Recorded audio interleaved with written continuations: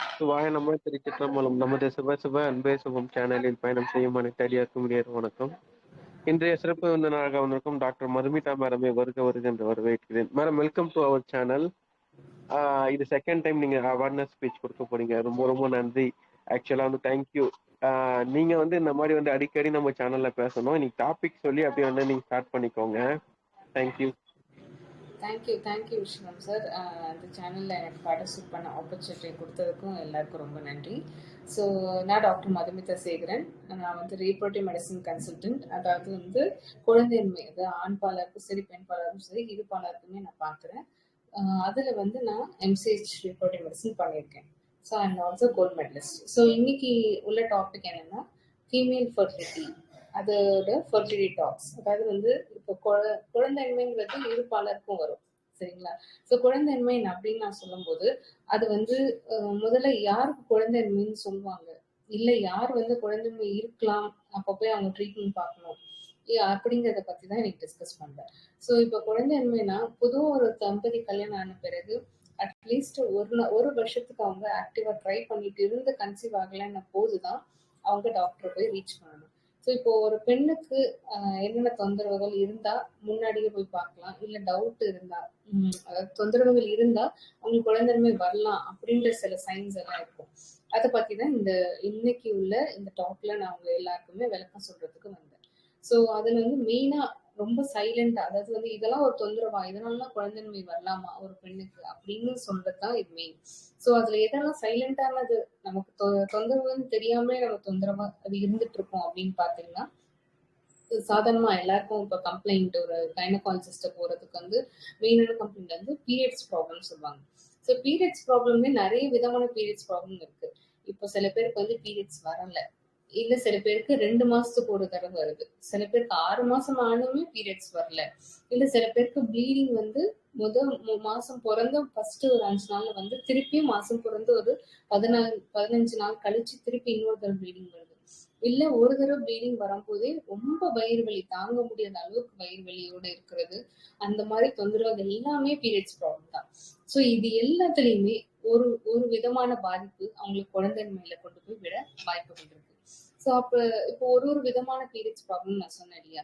So அப்படி அந்த மாதிரி பீரியட்ஸ் ப்ராப்ளம் சொல்லும் போது, இப்போ பீரியட்ஸ் வந்து 2 மாசத்துக்கு ஒரு தடவை 3 மாசத்துக்கு ஒரு தடவை வருது அப்படின்னா நமக்கு பொதுவா வந்து என்னென்ன ப்ராப்ளம்ஸ் இருக்குன்னு சொல்லி முதல்ல ஸ்கேன்லயோ இல்ல ஒரு பரிசோதனையிலோ கண்டுபிடிக்க முடியும். ஸோ அப்படி என்னென்ன ப்ராப்ளம்ஸ்லாம் வரலாம் அப்படின்னு கேட்டீங்கன்னா, முதல்ல எல்லாருக்கும் தெரிஞ்சது பிரபலமா இருக்கிறது வந்து நீர்க்கட்டி ப்ராப்ளம், இல்ல பிசிஓஎஸ்ன்னு சொல்லுவாங்க. அந்த ப்ராப்ளம் வந்து சில பேருக்கு மெஜாரிட்டி, சில பேரை விட நிறைய பேருக்கு வந்து நமக்கு இர்ரெகுலர் பீரியட்ஸ் வரும். அதாவது 45 நாளுக்கு ஒரு தடவை, இல்ல 90 நாளைக்கு ஒரு தடவை அப்படி கூட வரலாம். இல்ல சில பேருக்கு மாத்திரை போட்டா மட்டும்தான் வரலாம். இதனால கூட உங்களுக்கு குழந்தைன்மை வரலாம். பட் ஆனா அதையும் நான் வந்து இது ரொம்ப முக்கியமா நீங்க தெரிஞ்சுக்கணும்னா, உங்களுக்கு சின்ன வயசுல இப்போ வந்து பருவம் அடையும் போதோ இல்ல அதுக்கப்புறமா சில வருடங்கள் கல்யாணத்துக்கு முன்னாடி உங்களுக்கு நீர்க்கட்டி ப்ராப்ளம் இருக்குன்னு சொல்லிட்டாங்க அப்படின்னா, அப்ப நீங்க உங்களுக்கு என்னென்னலாம் நீங்க பண்ணிக்கலாங்கிறதையும் இந்த வீடியோ கடைசியில சொல்றேன், அதை கவனிங்க, சரிங்களா? சரி, ஒண்ணு வந்து நீர்க்கட்டி ப்ராப்ளம் சொன்னேன். அது தவிர்த்து என்னென்னலாம் பீரியட்ஸ் ப்ராப்ளம், எதெல்லாம் உங்களுக்கு பீரியட்ஸ் ப்ராப்ளம் வரலாம் அப்படின்னு பாத்தீங்கன்னா, ஒண்ணு வந்து கர்ப்பப்பையில கட்டி. கர்ப்பப்பையில கட்டிங்கிறது ஃபைப்ராய்ட் கட்டின்னு சொல்லுவாங்க. அது வந்து ஒரு விதமான கொழுப்பு கட்டி. அது வந்து எங்க வேணாலும் வரலாம். பட் கர்ப்பப்பையில வரும்போது அது ஃபைப்ராய்ட் இல்ல லேயோமயமான்னு சொல்லுவாங்க. சோ அந்த கட்டி வரும்போது கூட உங்களுக்கு பீரியட்ஸ் அதாவது ரத்தப்போக்கு அதிகமா இருக்கலாம். தீட்டு வந்து மாதவிடை வந்து அதிகமா போறதா இருக்கலாம், இல்ல கட்டி கட்டியா போறதா இருக்கலாம், இல்ல வயிறு வலிச்சு போறதா இருக்கலாம், இல்ல அதனால கூட யூரின் போறதுலயும் மோஷன் போறதுலயும் வந்து தொந்தரவுகள் அந்த கட்டியோட சைஸ் பொறுத்து உங்களுக்கு தொந்தரவுகள் வரலாம். சோ இந்த மாதிரிலாம் தொந்தரவு இருக்கும்போது நீங்க டாக்டர்கிட்ட செக் பண்ணிக்கிறது நல்லது. ஏன்னா உங்களுக்கு தொந்தரவே இல்லாம கூட சம்டைம்ஸ் அமைதியா அந்த கட்டி பெருசா கூட இருக்கலாம். வயிறு உபசமா நீங்க ரொம்ப நாளா ஃபீல் பண்ணுவீங்க. ஆனா வயிறு உபசம் வந்து இந்த கட்டினால கூட வயிறு உபசங்கள் வரலாம். ஸோ எப்பவுமே இந்த மாதிரி தொந்தரவு எல்லாம் இருக்கு அப்படின்னா கைனகாலஜிஸ்டையோ இல்ல ஃபர்டிலிட்டி கன்சல்டன்ட்டையோ நீங்க போய் அணுகிறது ரொம்ப நல்லது. ஸோ இது தவிர்த்து வேற என்ன உங்களுக்கு பீரியட்ஸ் ப்ராப்ளம் காஸ் பண்ணலாம் அப்படின்னு பார்த்தா தைராய்டு ப்ராப்ளம். தைராய்டு ப்ராப்ளம் வந்து இப்போ ரொம்ப சமீப காலத்துல ஓரளவுக்கு எல்லாருக்குமே அதை பத்தி தெரியுது. தைராய்டு இருந்தா அவங்களுக்கு உடல் பருமன் வரலாம், அதே சமயத்துல பீரியட்ஸ் ப்ராப்ளம் வரலான்றது பொதுவா எல்லாருக்குமே தெரியுது. பட் அது தவிர்த்து ஏன் தைராய்டு ப்ராப்ளம் பத்தி ஒரு டாக்டர் சொல்லணும், அது எனக்கு தான் தெரியுமே அப்படின்னு நீங்க நினைக்கிறீங்க. இல்ல தைராய்டு மெடிகேஷன் நான் போட்டுட்டு தான் இருக்கேன். அது வந்து நார்மலா ஆனிச்சோனே நானே நிப்பாட்டிட்டேன். டெஸ்ட் பண்ணி பார்த்துட்டு அப்படின்னு சில பேரும் நினைக்கிறாங்க. ஏன்னா அந்த மாதிரி என்கிட்ட வந்து நான் போட்டுட்டு இருந்தேன் மேடம் ஒரு 6 மந்த்ஸ். அதுக்கப்புறம் நிப்பாட்டிட்டேன். ரிப்போர்ட் நார்மலா இருக்குன்னு நிப்பாட்டிட்டேன் அப்படின்னு சொல்லுவாங்க. ஆக்சுவலா அந்த மாதிரி பண்ணக்கூடாது. ரிப்போர்ட் நார்மலா அவங்க மாத்திரையில இருந்து அதுக்கப்புறம் ரிப்போர்ட் டெஸ்ட் பண்ணி பார்க்கும்போது நார்மலா இருந்ததுன்னா அது மாத்திரையை கண்டினியூ தான் பண்ணணும். கண்டினியூ பண்ணிட்டு தான் இருக்கணும். கண்டினியூ பண்ணி நிப்பாட்டக்கூடாது. ஸோ அதுவும் வந்து நீங்க எண்டோக்ரினாலஜிஸ்ட் கிட்டயோ இல்ல ரீப்ரொடக்டிவ் மெடிசன் ஸ்பெஷலிஸ்ட்டையோ நீங்க கன்சல்ட் பண்ணணும். ஏன் அப்படின்னா உங்க ஹார்மோன் தைராய்டு ஹார்மோன்ஸ்னால உங்களோட கருமுட்டையோட ஹார்மோன்ஸ் கூட இம்பேலன்ஸ் வரலாம். ஸோ அது மூலியமா கூட உங்களுக்கு பீரியட்ஸ் இர்ரெகுலரிட்டியோ இல்ல பீரியட்ஸ் ரத்தப்போக்கு அதாவது அதிகமா வர்றது கூட வாய்ப்புகள் இருக்கு. ஸோ அதனாலதான் தைராய்டு ஹார்மோனை எல்லாருமே அடுத்து கான்சென்ட்ரேட் பண்ணுவாங்க. சரி, இது தவிர்த்து வேற என்ன தொந்தரவுகள் வரலாம் அப்படின்னா கர்ப்பப்பைங்கிறது ஒரு ஒரு பியர் ஷேப்ல இருக்கும். சரி, அது சுத்தி வந்து சதை பகுதினாலதான் ஆனது. சோ நமக்கு எப்படி ரத்த குழாயிலாம் சதை பகுதி ரொம்ப மெலிசா இருக்குமோ அதே மாதிரி நம்மளோட கருமுட்டை அதாவது கர்ப்பப்பையிலையும் சுத்தி உள்ள சூழ்நிலை எல்லாமே வந்து சதை பகுதியினால் தான் ஆனது. ஸோ அந்த சதை பகுதியில கூட உங்களுக்கு வந்து வீக்கங்கள் வரலாம். அதாவது இன்ஃப்ளமேஷன் சொல்லுவாங்க. ஸோ அந்த மாதிரி இன்ஃப்ளமேஷன் வந்து ஒரு ஸ்டேஜ்ல இப்போ வந்து உங்களுக்கு ஒரு 2 வருஷம் முன்னாடி அந்த மாதிரி ஆரம்பிச்சிருக்கு அப்படின்னா அதுவே 4 வருஷம் ஆகும்போது அந்த அந்த வீக்கம் வந்து பெருசாகும். ஸோ அது வந்து அந்த மாதிரி ஸ்டேஜ் பேரு அடினோமயோசிஸ்ன்னு சொல்லுவாங்க. இது எல்லாமே வந்து உங்களுக்கு குழந்தைமையில போய் உங்களுக்கு பாதிப்பு வரக்கூடிய பிரச்சனைகள். ஸோ இந்த மாதிரி கண்டிஷன்ஸ் அதாவது இந்த மாதிரி பீரியட்ஸ் தொந்தரவு இருக்கும்போது சீக்கிரமா ஃபேமிலியை கம்ப்ளீட் பண்றது ரொம்ப நல்லது.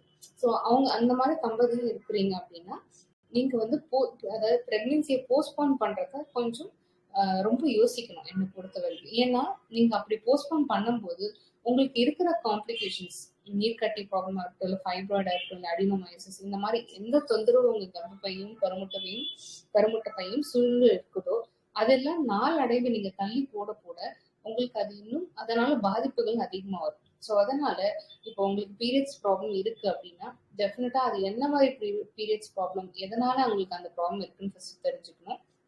அது தெரிஞ்சுக்கிட்டு உங்களுக்கு இப்போ நீங்க போஸ்ட்போன் பண்ணணும் ஏதோ ஃபினான்ஷியல் சுச்சுவேஷன் இல்ல ஹஸ்பண்ட் அப்ராட்ல இருக்காங்க அந்த மாதிரி ஒரு சூழ்நிலை வரும்போது அது கண்டிப்பா நீங்க கைனகாலஜிஸ்ட கன்சல்ட் பண்ணிட்டு அந்த டிசிஷன் எடுக்கிறது ரொம்ப நல்லது. ஸோ அதனால இந்த மாதிரி தொந்தரவு இருக்குன்னா நீங்க கைனகாலஜிஸ்டையோ ஃபர்டிலிட்டி கன்சல்ட்டையோ அணுகிறது தான் நான் அட்வைஸ் பண்ணேன். அதை தவிர்த்து வேற என்ன தொந்தரவு வந்து உங்களுக்கு அஃபெக்ட் பண்ணலாம் அதாவது குழந்தையின்மையில கொண்டு போய் விடலாம் அப்படின்னு பாத்தீங்கன்னா இப்போ வந்து நிறைய பேருக்கு நான் அப்சர்வ் பண்றேன் ஃபேஸ்ல லைக் அப்பர் லிப்ல சின்ல இங்கெல்லாம் வந்து அதிகமான முடி வளர்ச்சி இருக்கு. இப்ப நிறைய காஸ்மெட்டிக் ப்ராடக்ட்ஸ் எல்லாம் யூஸ் பண்றாங்க. இல்லைன்னா ஹேர் ட்ரிம் பண்றது ரெகுலராகவும் ஆயிருக்கு. பட் அது மட்டும் நான் வந்து வரி பண்ற மாதிரி சுச்சுவேஷன் இல்லை. இன்னும் என்ன சுச்சுவேஷன்னா அதாவது இங்கெல்லாம் முடி வளர்ச்சி அதிகமா இருந்தா அதுக்கு பேர் வந்து ஹைப்பர் ஆண்ட்ரோஜெனிசம் அப்படின்னு சொல்லுவாங்க. அதாவது நமக்கு உடம்புல ஆணுக்கும் சரி பெண்ணுக்கும் சரி சில விதமான ஹார்மோன்ஸ் இருக்கும். இப்ப பெண்ணை பத்தி இன்னைக்கு பேசுறதுனால பெண்ணுக்கு அப்படின்னு ஹார்மோன் சொல்லணும்னா நம்ம ஈஸ்ட்ரோடையால் ப்ரொஜெஸ்ட்ரான் இந்த 2 ஹார்மோன் தான் ப்ரிடாமினன்ட்டா நம்ம பாக்குறது. அது இல்லாம நம்ம உடம்புல நிறைய ஹார்மோன்ஸ் வெரைட்டிஸ் இருக்கு. ஆனா எல்லாமே அது வேலையை கண்டிப்பா பண்ணிக்கிட்டே இருக்கணும். சோ அது வேலையை அது கரெக்டா பண்ணல அப்படின்னா அதுக்கு வேற யாரும் காரணமே இல்லை, அதுக்கும் நாமளே தான் காரணம். அதாவது நம்ம வந்து அந்த காலத்துல நம்மள வீட்டுல வளர்த்தவங்க பெரியவங்க எல்லாம் சொல்லுவாங்க காலையில குளிச்சு கிளம்பி நம்ம ரெடியா வேலைக்கு நேரத்துக்கு சாப்பிட்டு வேலைக்கு போய் இல்ல படிச்சு திருப்பி வீட்டுக்கு வந்து நம்ம வேலையை முடிச்சுட்டு நைட்டு கரெக்டான நேரத்துல தூங்கணும் கரெக்டான நேரத்துல எந்திரிக்கணும் அப்படின்னு நமக்கு சொல்லி கொடுத்துருக்காங்க. பட் நம்ம எல்லாருமே இப்போ வந்து காலகட்டத்துக்கு மாறினதுனால எல்லாரும் எவ்வளவு ஈஸியா எல்லாத்தையும் பண்ண முடியுமோ அந்த அளவுக்கு எல்லாமே மாறிட்டோம். சோ அது மாறுதல்னு நமக்கு உணர்றது கூட நமக்கு தெரியல, அந்த அளவுக்கு நம்ம மாறி இருக்கோம் ஆக்சுவலா. சோ அந்த மாதிரி மாறுதல்னாலதான் ஓவர் த இயர்ஸ் அதாவது வருடங்கள் போக போக போக இப்ப குழந்தைமை வந்து அதிகமாயிட்டு இருக்கு. சோ இப்போ நீங்க இந்த இந்த முடி வளர்ச்சி இங்கெல்லாம் அப்பர் லிப்லயும் சின்ல இதெல்லாம் வந்து அதிகமா முடி வளர்ச்சி இப்ப நிறைய அதாவது அடலசன் குரூப்ல அதாவது பருவமடைகிற பியூபர்ட்டி ஸ்டேஜ் இருக்கு இல்லையா அந்த ஸ்டேஜ்லயே நிறைய கேர்ள்ஸ்க்கு நாங்க அதை பாக்குறோம். ஸ்கூல்ல இருக்கிற கேர்ள்ஸ்க்கே. தட் இஸ் பிகாஸ் ரொம்ப ஒரு bad exposure to lifestyle அதாவது ஒரு செடென்டரி லைஃப் ஸ்டைலுக்கு நீ படுத்துக்கமா நான் உனக்கு வந்து காஃபி போட்டு தரேன் அப்படின்னு சொல்லி அம்மா கொடுக்கறதும் இல்ல அந்த மாதிரி வந்து வீட்டுல ஒரு கொஞ்சம் லேசியா இருக்கிறது அதெல்லாம் தான் காரணம். அது லேசின்னு நம்ம சொல்றதை விட நான் காலையில இருந்து நைட் வரைக்கும் வேலை பார்த்துட்டு தானே இருக்கேன் அப்படின்னு சில சில லேடிஸ் சொல்லுவாங்க. பட் ஏன் அந்த அந்த அந்த வேலையினால உங்களுக்கு வெயிட் குறைக்க முடியல, இல்ல வந்து முடி வளர்ச்சி அதனால ஒன்றும் சேஞ்சஸ் இல்லை அப்படின்னா, அதுக்கெல்லாம் உங்க அந்த வேலைக்கெல்லாம் உங்க பாடி வந்து ஆல்ரெடி டியூன் ஆயிடுச்சு. ஸோ அந்த வேலையை உங்க பாடி வந்து ஒரு வேலைன்னே கன்சிடர் பண்ணாது. ஸோ இது இந்த மாதிரி பிக்மெண்டேஷன்ஸோ இல்ல வந்து இங்கெல்லாம் பேட்ச் பேட்சா சில பேருக்கு வரலாம், இல்ல சில பேருக்கு பருவம், அதாவது ஆக்னி ப்ராப்ளம்ஸ் வரலாம். அது கூட வந்து முடி வளர்ச்சிலாம் அதிகமா இருக்கலாம். இந்த மாதிரிலாம் இருக்கும்போது அவங்களோட ஹார்மோன்ஸ், அதாவது நான் சொன்ன ஈஸ்ட்ரோஜன் ப்ரொஜெஸ்டரான் போக இன்னொரு ஹார்மோன் வந்து டெஸ்டோஸ்டெரான். அது வந்து டெஸ்டோஸ்டெரானுங்கிறது எல்லாருக்குமே தெரிஞ்சது, மேலுக்கு வந்து ப்ரிடாமினண்டா அதிகமா இருக்கும். ஃபீமேலுக்கு 1% இருக்கும். ஆனா அந்த 1% மேல அதிகமாகும் போது நமக்கு இந்த மாதிரி பிக்மெண்டேஷன்ஸும் இங்கெல்லாம் எக்ஸசிவ் ஹேர் வளர்றது காமனா இருக்கும். அது வந்து நம்மளோட ஹார்மோன் இம்பேலன்ஸ்னால தான் வருதே தவிர்த்து அந்த ஹார்மோன் இம்பேலன்ஸையும் நம்ம தான் உருவாக்கிக்கிறோம். இது எந்த மெடிசன்லயும் நீங்க கியூர் பண்ண நினைக்கிறத விட ஒரு ஆரோக்கியமான அட்வைஸ் மூலியமா தான் கியூர் பண்ண முடியும். அதுவும் என்ன அட்வைஸ்ன்னு உங்களுக்கு சொல்றேன். ஸோ அது போக இப்போ வந்து அதே மாதிரி நிறைய பேருக்கு ஹேர் லாஸ் கூட இருக்கும். அதுவுமே இந்த ஹார்மோன் இம்பேலன்ஸ்னால தான். ஓவரால் நீங்க உங்களோட ஆக்டிவிட்டி, பிசிக்கல் ஆக்டிவிட்டியா இருக்கட்டும், உங்களோட தூக்கமா இருக்கட்டும், எல்லாமே நீங்க ரிதம்ல வச்சிருக்கும் போதுதான் உங்களோட எல்லா ஹார்மோன்ஸுமே அதுக்கு தகுந்த மாதிரி, அதாவது உபயோகிக்க ஆரம்பிக்கும் உடம்பு. இல்லைன்னா எல்லாமே ரேண்டமா நடக்கும். ரேண்டமா நடக்கும்போது நமக்கு இந்த மாதிரி அப்நார்மாலிட்டிஸ் இயற்கையாவே வரும். ஸோ அதை தவிர்க்க தான் நம்ம எல்லாருமே ரொம்ப ப்ரிகாஷனா இருக்கணும். இன்னொன்னு வந்து ரொம்ப சாதாரணமா எல்லாரும் கவனிக்காம விட்டுறது கூட ஒயிட் டிஸ்சார்ஜ். ஒயிட் டிஸ்சார்ஜ் அதாவது வெள்ளப்படுறது. மாதவிடை முடிஞ்ச பிறகோ இல்ல மாதவிடைக்கு நடுவுலயோ இல்ல மாதம் ஃபுல்லா, அந்த மாசம் ஃபுல்லா வெள்ளப்படுறது, அதுல ஸ்மெல் வர்றது, இல்ல ரொம்ப எப்பவுமே வெட்னஸ் இருக்கிறது, இல்ல இச்சிங் இருக்கிறது, இல்ல வெஜனா வந்து ரொம்ப ட்ரையா இருக்கிறது, இந்த மாதிரி எல்லாம் சைன்ஸ் இருக்கும்போது உங்களுக்கு அதுலயும் குழந்தைமை வரலாம். அதாவது ஏன்னா வெள்ளப்படுறதுங்கிறது உங்களோட நார்மலா கூட இருக்கலாம், சரிங்களா? பட் நார்மல் எது அப்நார்மல் எதுன்னு உங்களுக்கு தெரியும். இப்ப அப்நார்மல்ன்றத பத்தி விளக்குறேன். எது வந்து நார்மல் கிடையாது, அதாவது அப்நார்மல் அப்படிங்கிறதுனா வெள்ளப்படும். ஆனா அந்த வெள்ளப்படுறதுனால உங்களுக்கு ஸ்மெல்லோ இல்ல இச்சிங்கோ இல்ல தயிர் மாதிரி உங்களுக்கு அப்பப்போ வர்றது, அந்த மாதிரிலாம் வரும்போது, இல்ல கண்டினியூஸா வெட்டா இருக்கிறது, அதாவது தீட்டு நின்னதுல இருந்து அடுத்து தீட்டு வர வரைக்கும் உங்களுக்கு அதே மாதிரியே இருக்கிறது, ஒரு அன்கம்ஃபர்டபுள் ஃபீலிங், அப்புறம் வந்து அடி வயிறு வலிக்கிறது, இதெல்லாம் வந்து உங்களுக்கு அப்நார்மாலிட்டி, சரிங்களா? இந்த மாதிரி எல்லாம் எப்போ இருக்குதோ நீங்க தவறாம கைனகாலஜிஸ்ட் கிட்ட போய் அதாவது பயிற்சி பரிசோதனை பண்ணி பார்த்துடணும். அதுல நீங்க டவுட்டோ இல்ல நம்ம அப்புறமா பண்ணிக்கலாம், இந்த அடுத்த மாசம் போய்க்கலாம், அந்த மாதிரி தவிர்க்கவே கூடாது. ஏன்னா அதனாலதான் வந்து சைலண்டான ஒரு இன்ஃபெக்ஷன். அதாவது நான் இன்ஃபெக்ஷன் சொல்லும் போது அது ஒரு பாக்டீரியானாலயோ ஒரு ஃபங்கைனாலயோ அதனாலதான் அது பரவுது. அது பரவுறது நமக்கு வெறும் லோக்கலா, அதாவது நம்ம வெஜனால மட்டும் இருந்தா ஈஸி டு கியூர். அதே வெஜனால இருந்து மேல, அதாவது மேலன்னா கர்ப்பப்பை வாய், கர்ப்பப்பை உள்பகுதி, அதே மாதிரி கருக்குழாய், அப்புறம் கருக்குழாய் சூழ்நிலை சுற்றி உள்ள சூழ்நிலை எல்லா இடத்துலயும் பரவறதுக்கும் வாய்ப்பு இருக்கு.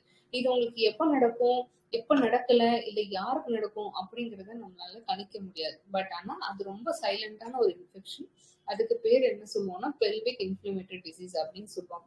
அந்த டிசீஸ் வந்து சில பேருக்கு ப்ரொஃபிலாக்டிக்கா நம்ம ட்ரீட் பண்ணும்போது ரெஸ்பாண்ட் பண்ணுவாங்க. அதுவும் அவங்களோட உடம்பு பாடி இம்யூனிட்டி நல்லா இருந்தது அப்படின்னா டெஃபினட்டா நல்லா ரெஸ்பாண்ட் பண்ணுவாங்க.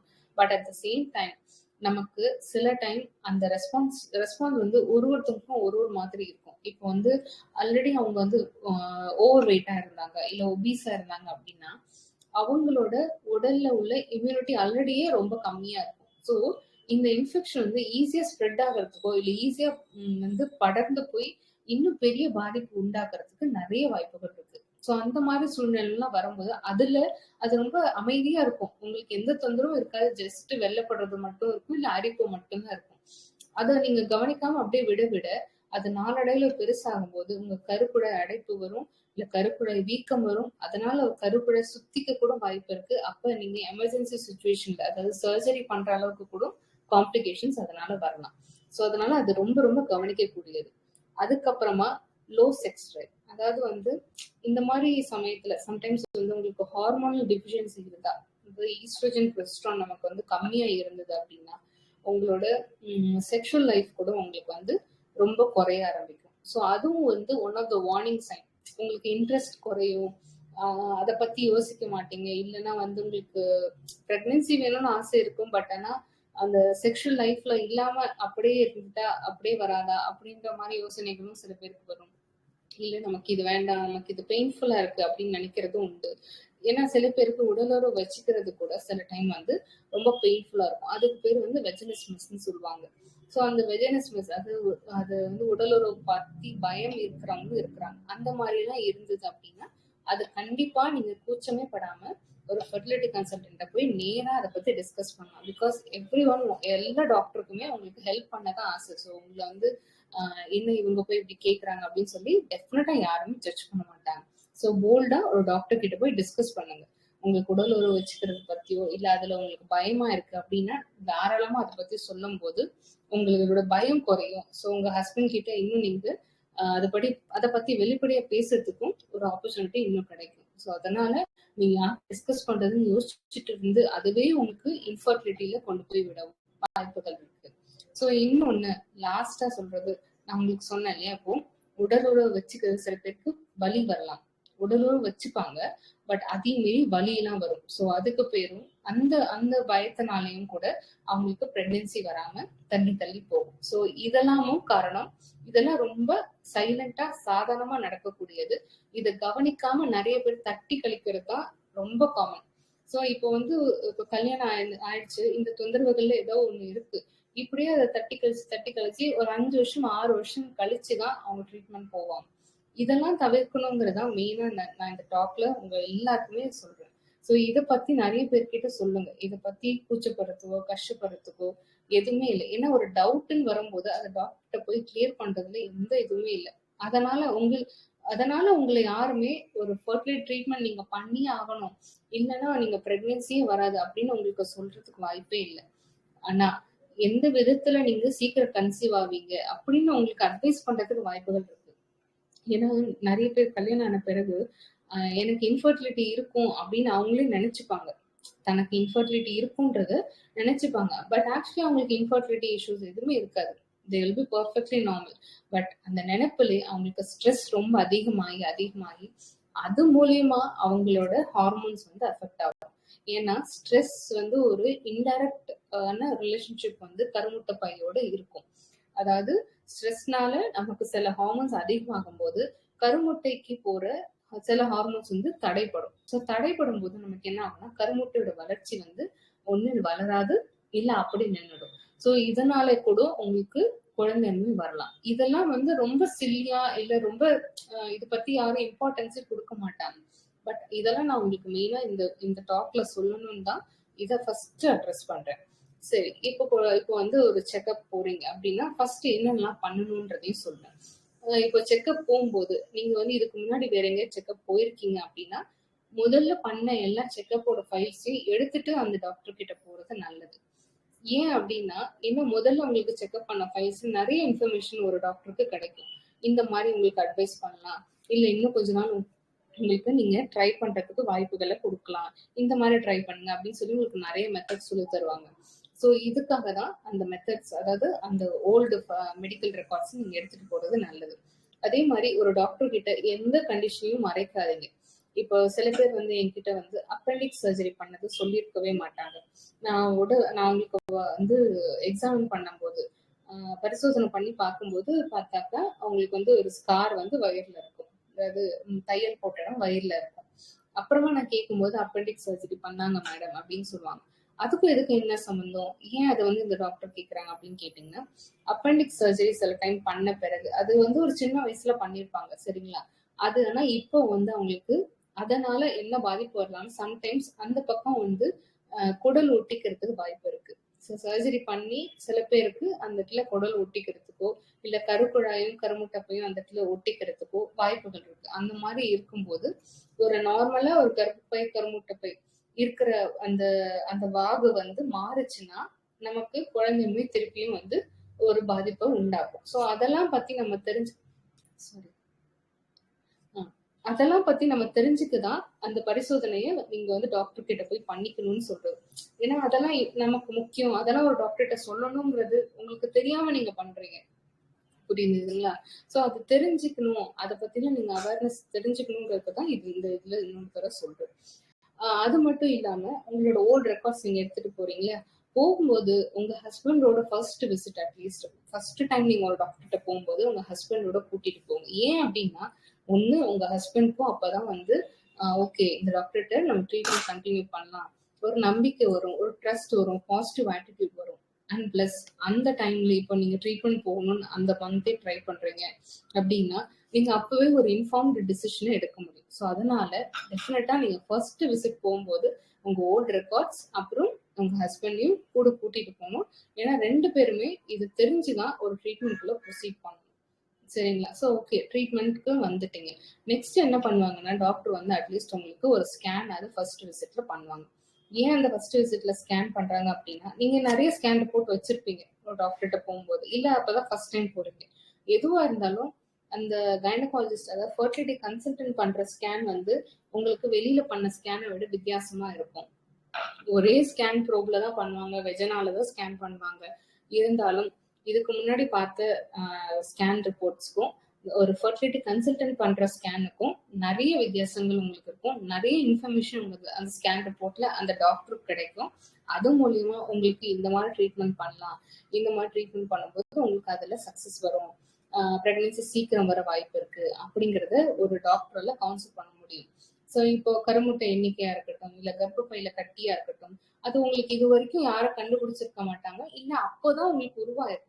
ஸோ அது ஆரம்பத்திலேயே நம்ம சொல்லும் போது ஓகே உங்களுக்கு இந்த மாதிரி கர்ப்பப்பையில வீக்கம் இருக்கு, அடினோமைசிஸ் ப்ராப்ளம் இருக்கு, ஸோ அப்பெல்லாம் நீங்க சீக்கிரமா உங்க ஃபேமிலியை கம்ப்ளீட் பண்ணணும், ஸோ பிரெக்னன்சி போஸ்ட்போன் பண்ணாதீங்க, என்னோட சஜஷன் அது அப்படிங்கிற சொல்ற வாய்ப்பை உருவாக்கி தர முடியும்.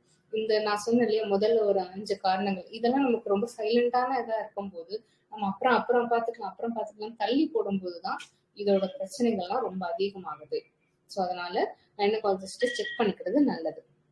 இன்னும் சில கேள்விகள் என்கிட்ட கேட்டது என்னன்னா, இப்போ ஒரு கிளினிக்கு செக்அப் வரும்போதுட்டு அவங்க வந்து என்ன கேட்பாங்க, எந்த டைம்ல ஒண்ணு சேர்ந்திருந்தா கன்சீவ் ஆவாங்க அப்படின்னு கேட்பாங்க. ஸோ அது வந்து பெரும்பாலும் என்னன்னா உங்களோட பீரியட் லெங்த் பொறுத்து தான் அது சொல்லணும். பீரியட் லெங்த் அப்படின்னாக்கா இப்போ உதாரணத்துக்கு உங்களுக்கு வந்து இந்த மந்த் ஃபர்ஸ்ட் அன்னைக்கு உங்களுக்கு பீரியட்ஸ் வந்திருக்கு அப்படின்னாக்கா அடுத்த பீரியட்ஸ் உங்களுக்கு அதே ஃபர்ஸ்ட் அதான் வரும் அப்படின்னா that is an 30 days cycle அப்படின்னு சொல்லுவாங்க. அதாவது 30 நாளைக்கு ஒரு தடவை வருது. ஸோ உங்களோட பீரியட் வந்து எவ்வளவு நாளைக்கு ஒரு தடவை வருதோ அந்த பொறுத்து தான் உங்களோட கருவுறு தன்மையும் அந்த நாள் வரும். அதாவது ஃபர்டைல் விண்டோ இல்ல ஃபர்டைல் டேஸ் அப்படின்னு சொல்லுவாங்க இல்லையா, அந்த பீரியடை அப்படிதான் கால்குலேட் பண்ண முடியும். இது வந்து நிறைய பேர் வந்து நிறைய விதத்துல கால்குலேட் பண்ணுவாங்க. இப்ப பொதுவா எல்லாருக்குமே வந்து நிறைய பேர் இப்போ ஃபர்டிலிட்டி கிளினிக்ஸ் போறது ஆரம்பிச்சுட்டாங்க. ஸோ அந்த மாதிரி ஆரம்பிச்சவங்க மெஜாரிட்டிக்கு வந்து சொல்றதுன்னா 10வது நாள் ஒண்ணா இருங்க, 12வது நாள் ஒண்ணா இருங்க, 16வது நாள் ஒண்ணா அந்த மாதிரி வந்து சொல்லுவாங்க. பட் வந்து அந்த மாதிரி நீங்க இருக்கக்கூடாது ஆக்சுவலா. ஏன்னா இந்த கேலண்டர்ல நீங்க மார்க் பண்ணி வைக்கிறதும் சரி, அடுத்த மாசம் இப்போ இந்த மாசம் உங்களுக்கு 1ஆம் தேதி வருதுன்னா அடுத்த மாசம் உங்களுக்கு 1ஆம் தேதி தான் வரணும்னு அவசியமே கிடையாது. It can change. பட் ஆனா உங்களுக்கு அந்த மாதிரி பீரியட்ஸ் கரெக்டா 1ஆம் தேதி வந்தா கூட உங்களோட ஹார்மோன்ஸ், அதாவது நான் சொன்னேன் இல்லையா ஈஸ்ட்ரோஜன் ப்ரொஜெஸ்ட்ரான், அந்த ஹார்மோன்ஸ் வந்து ஃபிளக்சுவேட் ஆகலாம். அது கூட வந்து எஃப்எஸ்ஹெச் எல்ஹெச்ன்ற ஹார்மோன்ஸும் வரும்.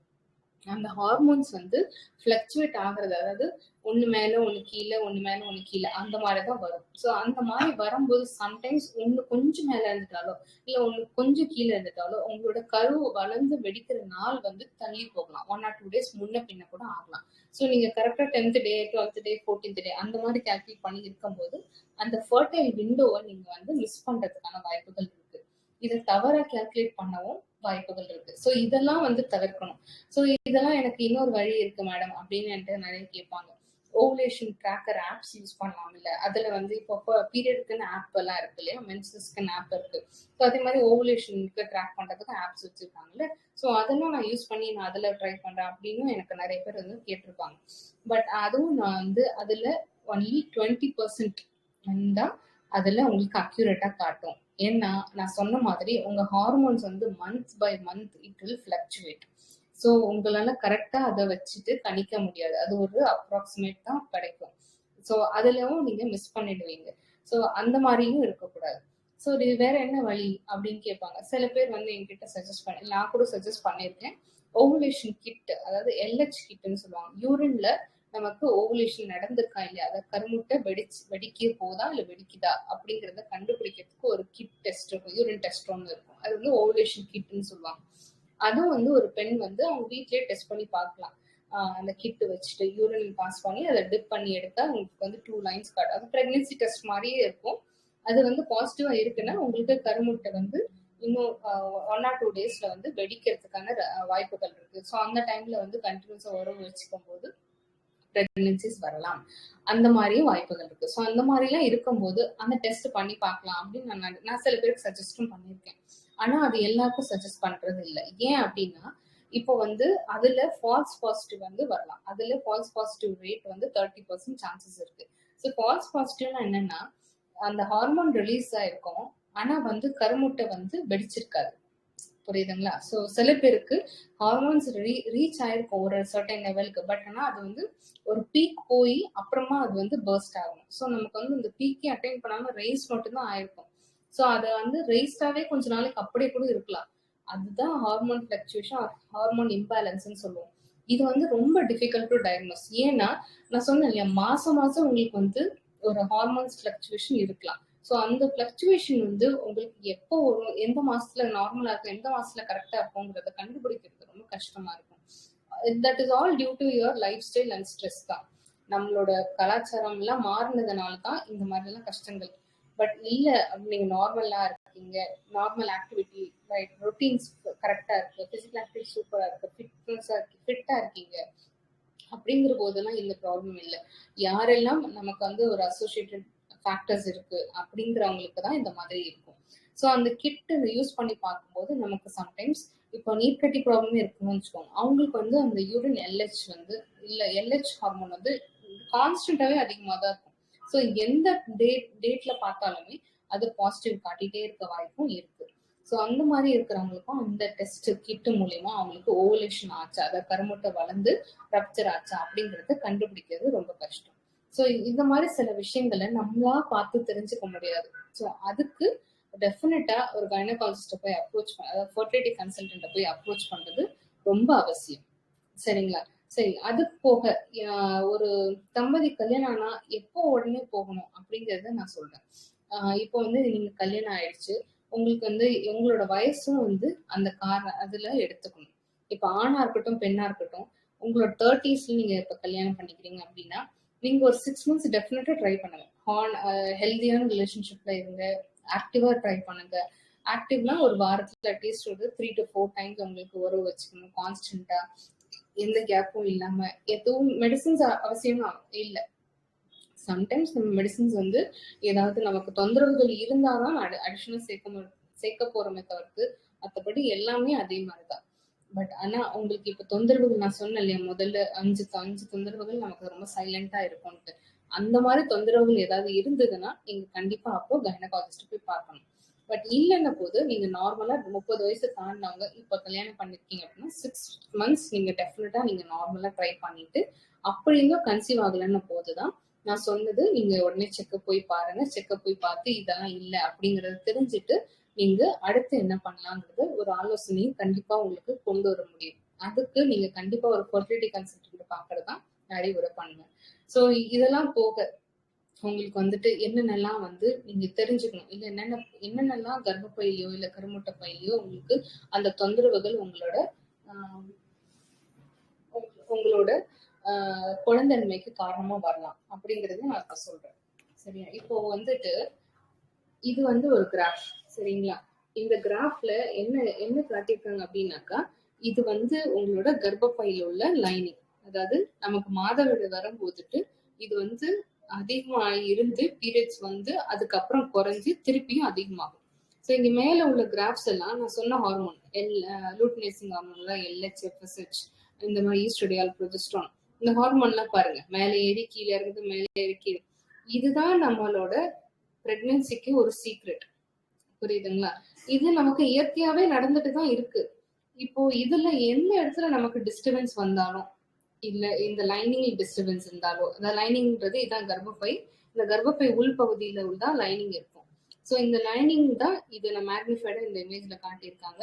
ஸோ இதுல எங்கேயாவது டிஸ்டர்பன்ஸ் இருந்தாலோ, இல்ல இந்த ஹார்மோன்ஸ் 4 ஹார்மோன்ஸ்ல எங்க டிஸ்டர்பன்ஸ் இருந்தாலோ, இல்ல கருமுட்டை வந்து ஒழுங்கா சீரா வளரல அப்படின்னாலோ, இது எல்லாமே குழந்தையின்மைக்கு போய் வர்றதுக்கு காரணங்கள் இருக்கு. ஸோ இந்த மாதிரி நமக்கு இருந்தது அப்படின்னாக்கா, நம்ம வந்து அதை தெரிஞ்சுக்கிறது ஸ்கேன் மூலியமா தெரிஞ்சுக்கலாம், பிளட் டெஸ்ட் மூலியமா தெரிஞ்சுக்கலாம், இல்ல உங்களோட உடம்புல சில ப்ராப்ளம்ஸ் மூலமாவும் தெரிஞ்சுக்கலாம். ஸோ இப்போ ஆரம்பத்துல வந்து நமக்கு கருமுட்டை வந்து இந்த மாதிரி சின்ன சின்னதா இருக்கும், புரியுதுங்களா? அது இந்த ஸ்டேஜ்ல இருந்து நமக்கு ஸ்கேன்ல தெரியறதெல்லாம் இந்த மாதிரி தான் தெரியும். பட் இதுக்குள்ளார எக் நமக்கு நல்லா இருக்கா அப்படிங்கறதெல்லாம் நமக்கு தெரியாது, புரியுதுங்களா? இந்த எக்கு நல்லா இருக்கா இல்லையான்றது நமக்கு இந்த மாதிரி கருமுட்டை வளரும் போது இந்த மாதிரி கருமுட்டை வெடிச்சு இந்த எக்கு வந்து வெளியில வரும். இந்த எக்கு வெளியில வரும்போது நமக்கு வந்துட்டு கருக்குழாய் வந்து ஓப்பன்ல இருந்ததுன்னா, கருக்குழாய் வந்து இதுதான் கர்ப்பப்பை, இதுல இந்த லைனிங் இருக்கும். ஸோ கருக்குழாய்ன்றது இது டியூப், ஃபலோப்பியன் டியூப்னு சொல்லுவாங்க. இது வந்து அடைப்பு இல்லாம ஓப்பன்ல இருந்ததுன்னா கருமுட்டை வெடிச்சு வெளில வரும்போது இங்க விந்தணுவோட சேர்ந்து அதுக்கப்புறம் கரு வந்து இந்த மாதிரி ஸ்டேஜஸ்ல உருவாகும். ஸோ இந்த மாதிரி ஸ்டேஜ்ல உருவாகி அதுக்கப்புறமா இந்த ஸ்டேஜ் வரும்போதுதான் அது வந்து கர்ப்பப்பை உள்ளார வந்து பேபி ஃபார்ம் ஆகும். ஸோ இதுதான் நேச்சுரல் நடக்கும். ஸோ நமக்கு இந்த ப்ராசஸ்ல எங்கேயுமே ஒரு இன்டர்ஃபரன்ஸ், டிஸ்டர்பன்ஸ் எதுவுமே இல்லாம நமக்கு ஸ்மூத்தா நடக்கும்போது இதுதான் பிரெக்னன்சியே ஒரு ஹாப்பியான ஹெல்தி பிரெக்னன்சிக்கு அந்த கப்பலுக்கு கொடுக்க முடியும். ஸோ இதுக்கு நம்ம என்ன பண்ணணும் அப்படின்னு கேட்டீங்கன்னா, நம்மளோட அதாவது பரிசோதனை, நம்மளோட கவுன்சிலிங், நம்மளோட மைண்ட் செட், இது எல்லாமே ரொம்ப ரொம்ப ரொம்ப முக்கியம்.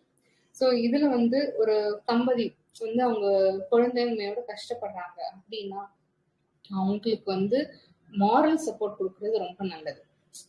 என்னடா உனக்கு ஐவிஎஃப் சொல்லிட்டாங்களா, அதான் ஒண்ணுமே பண்ண சொல்லிட்டாங்களா அப்படின்ற மாதிரி அந்த வார்த்தையெல்லாம் யூஸ் பண்ணாம, தம்பி நீ என்ன பண்ணாலும் நல்லதுதான் நடக்கும், அதுக்கு நான் கண்டிப்பா உன் கூட துணையா இருக்கேன் அப்படிங்கிற அந்த வார்த்தையை கேட்கதான் எல்லாம் விரும்புவாங்க. தவிர்த்து நீ ட்ரீட்மெண்ட் போறதுதான், உனக்கு ட்ரீட்மெண்ட் போனாதான் கன்சீவ் ஆகக்குள்ள இருக்கு, அந்த மாதிரிலாம் கமெண்ட் எல்லாம் பண்ணக்கூடாது. ஏன்னா அந்த மாதிரி தம்பதிகள் எல்லாருமே வந்து ரொம்ப சென்சிட்டிவா இருப்பாங்க. ஸோ ஒரு குழந்தைமையில நீங்க இருக்கிறீங்க அப்படின்னாக்கா நீங்களே உங்களுக்கு வந்து தோல் தட்டி நமக்கு எல்லாம் நல்லது நடக்கும் அப்படின்னு சொல்றது ஃபர்ஸ்ட் பாசிட்டிவ் ஆட்டிடியூட். அதுக்கப்புறமா உங்களுக்கு என்ன காரணத்தினால குழந்தைமை இருக்கு அப்படிங்கறது தெரிஞ்சுக்கணும். ஸோ இப்போ வந்து உங்களுக்கு ஓவர் வெயிட் இருக்கு, ஒபிஸா இருக்கீங்க, அதாவது உடற்பருமன் இருக்கு, அந்த மாதிரிலாம் இருக்கும்போது வெயிட் குறைக்கிறதுக்கு இது நிறைய பேர் சொல்லியிருப்பாங்க, அதை கேட்டுக்கிட்டே உங்களுக்கு ரொம்ப ரொம்ப அப்செட் ஆயிருப்பாங்க, ஐ அண்டர்ஸ்டாண்ட். பட் ஆனாலுமே உங்க வெயிட் வந்து உங்களோட பிரெக்னன்சியும் உங்களோட பேபியுமே அது பாதிக்கும் அப்படின்னா ஏன் நம்ம அதுக்காக ஒரு ஸ்டெப் எடுக்க கூடாது? நமக்கு ஏன் அது கஷ்டமா, நம்மளால முடியுமே அப்படின்றத நமக்கு நாமே சொல்லிக்கணும். ஸோ கண்டிப்பா அப்படியே நீங்க வெயிட் நார்மலாவே இருந்தாலுமே எக்ஸசைஸ் பண்ணுங்க. Exercise is a very good motivation. அதுல உங்களுக்கு நிறைய சேஞ்சஸ், உங்களுக்கு செல்ஃப் மோட்டிவேட்டிங்கா இருக்கும், பயங்கர கான்பிடென்டா இருப்பீங்க, யூ ஃபீல் ஃப்ரெஷ். நல்லா உங்களோட உங்களோட ஆரோக்கியமானதோ உங்களோட ஹாப்பி ஹார்மோன்ஸ் வந்து பம்ப் அப் ஆகும். ஹாப்பி ஹார்மோன்ஸ் அதிகமாகும் போது உங்களோட ஸ்ட்ரெஸ் ஹார்மோன்ஸ் எல்லாம் குறையும். அப்ப கருமுட்டை வந்து ஆரோக்கியமா வளரும். ஆரோக்கியமான கருமுட்டையில நல்ல எக்கு வரும். நல்ல எக்கு வந்தனா ஒரு ஹெல்தி பேபி வரும். ஸோ அதுதான் நமக்கு அல்டிமேட்டா வேணும் இல்லையா? ஸோ அதை நோக்கி தான் நம்ம ஒர்க் பண்ணணும். ஸோ ஒரு மெடிசன்ல மட்டும் நீங்க பிரெக்னன்சி அச்சீவ் பண்ண முடியும் அப்படிங்கிறது கிடையாது. கண்டிப்பா உங்களோட செல்ஃப் இம்ப்ரூவ்மெண்ட், பாசிட்டிவ் ஆட்டிடியூட், அதுக்கப்புறம் ரெகுலர் எக்ஸசைஸ், அப்புறம் வந்து கெஃபைன், அதாவது வந்து காஃபி குடிக்கிறது, அதுவும் வந்து நிறைய பேர் இப்போ நம்ம சவுத் இந்தியன் இருக்கட்டும், நார்த் இந்தியன் இருக்கட்டும், எல்லாருக்குமே வந்து இல்ல வெளியூர்ல எங்க இருந்தாலுமே இப்ப எல்லாருக்கும் அந்த காஃபி குடிக்கிற ஹேபிட், அதுவும் பிளாக் காஃபி கூட சரி, நிறைய பேருக்கு அந்த ஹேபிட் வந்து ரொம்ப அடிக்ட் ஆயிருக்கு. ஸோ ஒரு நாளைக்கு ஒரு 5 கப்ஸ் குடிக்கிறது அந்த மாதிரிலாம் கூட நிறைய பேர் பண்றாங்க. அதெல்லாம் கூட லிமிட் பண்ணுங்க, அதெல்லாம் உங்களோட ஹெல்த்துக்கு நல்லதே இல்லை. ஸோ அது இல்லாம சில மெடிகேஷன்ஸ், அதாவது அவங்களே தெரியாம ரொம்ப இதெல்லாம் சாப்பிட்டா வந்து பக்கத்து வீட்டுல சொல்லியிருப்பாங்க, இந்த மாத்திரைலாம் சாப்பிடு, இதனாலதான் என்னோட மருமக கன்சீவ் ஆனா அப்படின்னு சொல்லி சில அட்வைசஸ் கொடுக்கறதும் உண்டு. அந்த மாதிரி மெடிகேஷன்ஸ் யார் கொடுத்தாலும் அதுக்காக போட்டுக்காதீங்க. அது வந்து கண்டிப்பா அவாய்ட் பண்ணணும். அப்புறம் ரொம்ப முக்கியமானது ஆரோக்கியமான சாப்பாடு. ஒரு பேலன்ஸ்டான சாப்பாடு சாப்பிடுறது. பேலன்ஸ்டுனா கண்டிப்பா நான் இது வந்து சஜஸ்ட் பண்றது என்னன்னா, ஒரு நியூட்ரிஷனிஸ்டோட ஹெல்ப் ஒரு அவசியம் வேணும். என்னோட பிராக்டிஸ்லயும் சரி, நான் கண்டிப்பா எனக்கு ஒரு நீர்க்கட்டி ப்ராப்ளமோட இருக்காங்க, இல்ல ஒபீஸா இருக்காங்க அப்படின்னாக்கா அவங்கள நான் அட்வைஸ் பண்றதை விட ஒரு நியூட்ரிஷனிஸ்ட் கிட்ட தான் ஹெல்ப் நான் அப்ரோச் பண்ண சொன்னேன். ஏன் அப்படின்னா அதாவது ஒரு சாப்பாடு இப்ப வந்து நமக்கு ஆரோக்கியமான சாப்பாடு அப்படின்னு சொல்லும்போது அந்த பிளேட் வந்து கலர்ஃபுல்லா இருக்கணும் அப்படின்னு சொல்லுவாங்க. நியூட்ரிஷனிஸ்ட் கிட்ட கேட்டீங்கன்னா அந்த மாதிரி பதில் சொல்லுவாங்க. சோ அது ஏன் அப்படி சொல்றாங்க அப்படின்னா அது ஒரு ஒரு கலர்லயும் ஒரு ஒரு மைக்ரோ நியூட்ரியன்ஸ் இருக்கு. அது எல்லாமே நம்மளோட ரீப்ரடக்டிவ் ஹெல்த், அதாவது உருவாக்கும் தன்மைக்கு ரொம்ப நல்லது. அது வந்து நம்மளோட ஹார்ட்டுக்கு நல்லது, நம்மளோட மூளைக்கு நல்லது. அது மூலியமா நமக்கு சாரி பிளட் செல்ஸ், நல்ல ஆரோக்கியமான பிளட் செல்ஸ் அண்ட் மைக்ரோநியூட்ரியன்ஸ் போகும்போது நம்மளோட கர்ப்பப்பை கூட புத்துணர்ச்சியோட இருக்கும். புரியுதுங்களா? ஸோ இப்போ கர்ப்பப்பை புத்துணர்ச்சியா இருக்கும், கருமுட்டை புத்துணர்ச்சியா இருக்கும். அதெல்லாம் வந்து ஹாப்பியா இருந்தாதான் நமக்கு நல்ல பிரெக்னன்சி வரும்.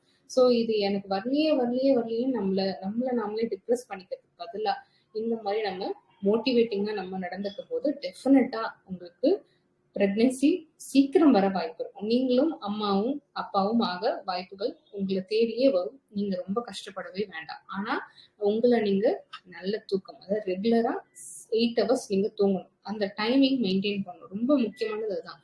காலையில எந்திரிச்சு நீங்களே உங்களை பாசிட்டிவா வச்சுக்கணும். ஒரு பேலன்ஸ்ட் டயட்ல இருக்கணும். ரெகுலர் ஒர்க் அவுட் எதாவது பண்ணலாம், லைக் ஜும்பா, ஸ்கிப்பிங், என்ன உங்களுக்கு பிடிக்குதோ அதை வந்து ஃபன்னா ஒரு ஜாலியா பண்ணணும். ஐயோ இந்த டாக்டர் பண்ண சொல்லிட்டாங்க அப்படின்னு சொல்லிட்டு அதை பண்ணீங்கன்னா ப்ராபப்ளி நீங்க ஒரு ஒரு 10 days ட்ரை பண்ணுவீங்க. அதுக்கப்புறம் உங்களால அது முடியாது. Because you don't like to do that. So உங்களுக்கு பிடிச்ச எக்ஸசைஸ், உங்களுக்கு பிடிச்சத பண்ணுங்க. அதுல நீங்க என்ன மாதிரி பண்ண இஷ்டப்படுறீங்க?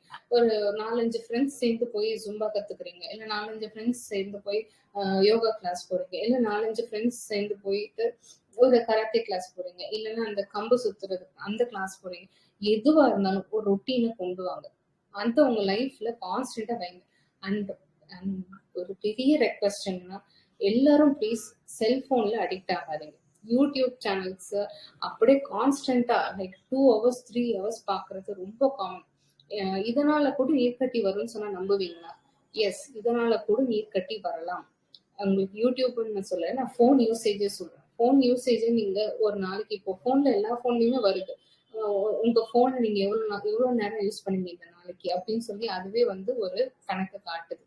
ஸோ நானுமே வந்து ஒரு நாளைக்கு 5 hours 4 hours கிட்ட யூஸ் பண்றேன். அதுவே வந்து லிமிட் பண்ணணும்னு சொல்றாங்க. ஐடியலி நமக்கு 3 to 4 hours இஸ் மோர், அது ஓகே. பட் அதுக்கு மேல எது போறதானாலும் அது அதிகம் தான். அது மாதிரி நம்ம ஸ்கிரீன் டைம் வந்து கொஞ்சம் குறைக்கணும். அதனால கூட நமக்கு ஹெல்த் இஷ்யூஸ் வரலாம். நம்மளோட குழந்தைன்மை அதனால கூட வரலாம். நமக்கு ஹார்ட் கண்டிஷன்ஸ் அதனால வரலாம். ஏன்னா நம்மளோட ஸ்ட்ரெஸ் வந்து அது மூலியமா அதிகமாகுது. ஏன்னா அந்த மாதிரி வீடியோஸ் பார்க்க பார்க்க நமக்கு இந்த மாதிரி இல்லையே, நம்ம இந்த மாதிரி ட்ரை பண்ணலாம் அப்படின்ற அந்த பில்டப் மட்டும்தான் அதிகமா இருக்குமே தவிர்த்து அதனால நமக்கு ஏதாவது பெனிஃபிட் இருக்குமான்னு கேட்டா இல்ல. அதை நோக்கி சில கம்பெனி பெனிஃபிஷியலா ஏதாவது பண்றாங்கன்னு பாத்தீங்கன்னா அதுல இருந்து ஒரு 2% தான் பண்ணுவாங்க. மீதி எல்லாருமே வீடியோ ஸ்கிப் பண்ணிட்டு அடுத்த வீடியோ பாக்குறது அதிகமா இருக்குமே தவிர்த்து அதுல இருந்து எந்த பலனையும் அவங்களால கண்டுபிடிக்க முடியாது. சோ இதெல்லாம் தான் நம்ம வந்துட்டு இந்த மாதிரி விஷயங்களை தவிர்க்கணும். ஸோ நான் இதுக்கப்புறம் என்ன சொல்ல வரேன்னா, உங்களோட கர்ப்பப்பையையும் கருமுட்டைப்பையும் நம்ம வந்து செக்அப் பண்ணிக்கிறாங்க சொல்றேன் இல்லையா, அந்த செக்அப்லயும் வந்து உங்களுக்கு நிறைய விஷயங்கள் தெரிய வரும். ஸோ ஒரு டாக்டர் வந்து உங்களுக்கு ட்ரீட்மெண்ட் பண்ணணும் அப்படின்னு சொல்றாங்க அப்படின்னாக்கா நீங்க உடனே பயப்படக்கூடாது. ஏன் அப்படிங்கிற கேள்வியை நீங்க கேட்கணும். இல்ல அந்த டாக்டர் சொல்லிட்டாங்களே, ஐயோ நமக்கு இப்படி சொல்லிட்டாங்க அப்படிங்கிற மாதிரியும் தயங்கக்கூடாது. ஏன்னா அது காரணம் இல்லாம ஒரு டாக்டரா அந்த மாதிரி சொல்ல முடியாது. ஸோ அந்த காரணம் என்னன்றது தெரிஞ்சுக்கோங்க. அந்த காரணத்தை நீங்க உங்களால மாத்திக்க முடியுமா, மாத்தக்கூடிய காரணங்களா அப்படிங்கறத நீங்க கவனிக்கணும். அந்த மாதிரி இருந்தா டெஃபினட்டா நான் சொன்னதெல்லாம் நீங்க ஃபாலோ பண்ணும்போது உங்களுக்கு பிரெக்னன்சி சீக்கிரமா வரவும் வாய்ப்பு இருக்கு. சரி, இதுக்கு மேல ஏதாவது இது பத்தி டவுட்ஸ் இருந்ததுன்னா எனக்கு வந்து கொஸ்டின் ஆன்சர்ல கேட்கலாம். சார். தேங்க்யூ. நிறைய விஷயத்த வந்து ஷேர் பண்ணியிருந்தீங்க. ஆக்சுவலா வந்து மோர் தென் நீங்க கொடுத்த விஷயம் வந்து ஃபுல் அண்ட் ஃபுல் வந்து நீங்க ஸ்கேனை பத்தி பேசியிருந்தீங்க. நிறைய விஷயத்த வந்து ஓப்பன் அப்பா பேசியிருந்தீங்க. ஃபர்ஸ்ட் ஆஃப் ஆல் அதுக்கு வந்து நான் தேங்க்ஸ் சொல்லிக்கிறேன். ஏன்னா வந்து யாருமே இந்த பப்ளிக் எக்ஸ்போஷர்ல வந்து எடுத்த உடனே வந்து எல்லா விஷயத்தையும் வந்து ஷேர் பண்றது கிடையாது. ஏன்னா மெயினா இந்த மாதிரி டாபிக் வந்து எடுத்து செலக்ட் பண்ணி பேசுறதுக்கு வந்து அதுக்குன்னு ஒரு யூனிக் வேணும் ஆக்சுவலி. ஏன்னா வந்து யாருமே வந்து இந்த மாதிரி விஷயம் பேசணுமா செய்யணுமா அப்படின்னு சொல்லி யோசிக்கிற காலங்கள்லாம் உண்டு. ஏன்னா ஒரு சில விஷயத்த வந்து நீங்க அந்த ஃபீல்டுல இருக்கும்போது மட்டும்தான் இந்த விஷயம் இப்படி பண்ணணும் அப்படின்னு சொல்லி கிளியரா வந்து 5 ஸ்டெப் சொல்லியிருந்தீங்க. என்னென்ன ஃபுட்டு, டயட் சார்ட்டு எல்லாமே சொல்லியிருந்தீங்க. நீங்க ஃபிட்னஸ் எக்சர்சைஸ பத்தி சொல்லும்போது வந்து ஒரு கமெண்ட் பண்ணியிருந்தாங்க. ம். ஆக்சுவலா வந்து எக்சர்சைஸ் பண்றேன். ஆனா வெயிட் வந்து கம்மியாக முடியல. வெயிட் லாஸ் ஸோ இல்ல. ஆமா. இதுவும் எனக்கு நெறைய பேர் கேட்பாங்க. ஸோ இப்ப நான் உங்களுக்கு ஆல்ரெடி சொன்னேன் இல்லையா? இப்ப வீட்டு வேலை நான் காலையிலேருந்து எந்திரிச்சதுலேருந்து நைட்டு தூங்குற வரைக்கும் வேலை செஞ்சுட்டு தான் இருக்கேன். வீட்டு வேலை வீட்ல எல்லா வேலையும் நான் தான் செய்றேன். அப்படி இருந்தும் எனக்கு ஏன் வெயிட் குறையல அப்படின்னு கேட்பாங்க. Same applies to exercise. இப்போ ஒரே மாரி எக்ஸர்சைஸ நீங்க டெய்லி பண்ணிட்டு இருக்க கூடாது. இல்ல 1 மாசம் பண்ணிட்டு அப்படியே விடக்கூடாது. இப்போ இப்போ ஒரு 10 நாள் கார்டியோ பண்றீங்களா? கார்டியோ எக்ஸர்சைஸ் பண்றீங்கன்னா, அப்ப அடுத்த 10 நாள் வந்து நீங்க ஹை இன்டென்சிட்டி வொர்க் அவுட் பண்ணணும். திருப்பி அதை ரொட்டேஷன் பண்ணிக்கிட்டே இருக்கணும். ஏன்னா நம்ம உடம்புல அவ்வளவு சதை பகுதி இருக்கு. அந்த சதை பகுதி எல்லாமே நகர நகர தான் நமக்கு ரத்த நாளங்களும் புதுசா வரும். நல்ல ஆரோக்கியமான ரத்தம் போக போக அந்த சதையோட வேலை வந்து அதிகமாகும். அப்ப நம்மளோட மெட்டபாலிசம் ஒரு ஜெனரல் பாடி மெட்டபாலிசம் நல்லா இம்ப்ரூவ் ஆகும்போது நம்மளோட குழந்தையின்மை பிரச்சனை கூட செல்ஃபாவே ரிசால்வ் ஆகலாம். சோ அது வந்து ஒரு பியூட்டி. அந்த எக்ஸசைஸ் பண்றதுல அது ஒரு பியூட்டி. கண்டிப்பா அதுக்கு தான் நான் சொல்வேன். என்னோட பேஷண்ட்ஸ் எல்லாருக்குமே ரெக்கமெண்ட் பண்ணுவேன். ஜிம் போங்க. ஜிம் போகும்போது கோச்சோட எடுங்க. ஒரு ஃபிட்னஸ் கோச்சோட நான் சஜஸ்ட் பண்ணுவேன். தனியா போய் ஜிம் ஒர்க் அவுட் பண்றது வந்து அந்த ரொட்டீன் தெரியாது. ஒரு சைக்கிளிங் பண்ணிக்கிட்டே இருப்பாங்க. ஒரு 2 மாசம் பண்ணுவாங்க. அப்புறமா வந்து என்ன நமக்கு வெயிட்டே குறையல அப்படின்னு பார்ப்பாங்க.